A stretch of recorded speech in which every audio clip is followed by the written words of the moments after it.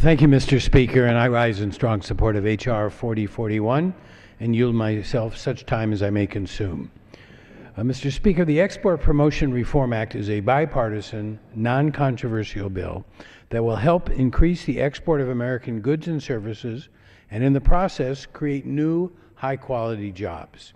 I want to really thank the gentleman from Illinois, Mr. Manzullo, for working with me on this legislation. He has been one of the strongest voices for export promotion and export control reform in this chamber, and he's been a great partner to have on this legislation.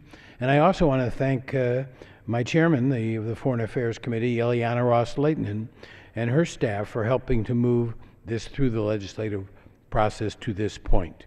H.R. 4041 would implement recommendations by the GAO, the Governmental Accountability Office, to make more effective use of our export promotion programs. According to the Congressional Budget Office, the bill doesn't authorize any new programs, nor does it add any new spending or impose any new mandates. And I'd ask unanimous consent to include the CBO analysis at this point in the record. Without objection. Thank you.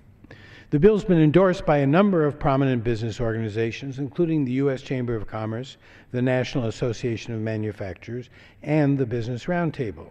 And I'd ask unanimous consent that the letters of support from these organizations be included in the record at this point. Without objection. The Export Promotion Reform Act would make sound, practical improvements that would benefit many of the nation's 293,000 exporting firms, more than 97% of which are small and medium-sized businesses, while exercising fiscal prudence on behalf of the American taxpayer. American firms have renewed opportunities for growth and increased employment through increased sales overseas. However, the competition in world trade is fierce, and our export promotion programs often don't measure up to those of our competitors.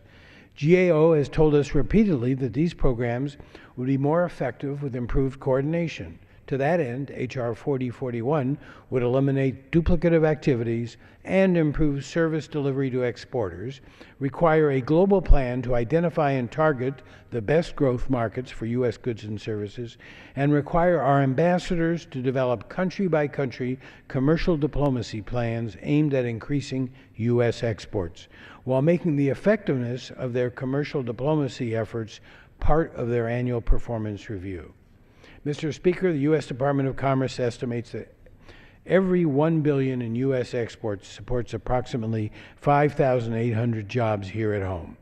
With 95% of the world's consumers living overseas, expanding U.S. export world markets is one of the best ways for American business to grow and create jobs. I urge all of my colleagues to support this legislation, and I yield back. The question is, will the House suspend the rules and pass H.R. 4041 as amended? Those in favor say aye. Those opposed, no. In the opinion of the chair, 2/3 being in the affirmative, the rules are suspended. The bill is passed, and without objection, the motion to reconsider is laid on the table.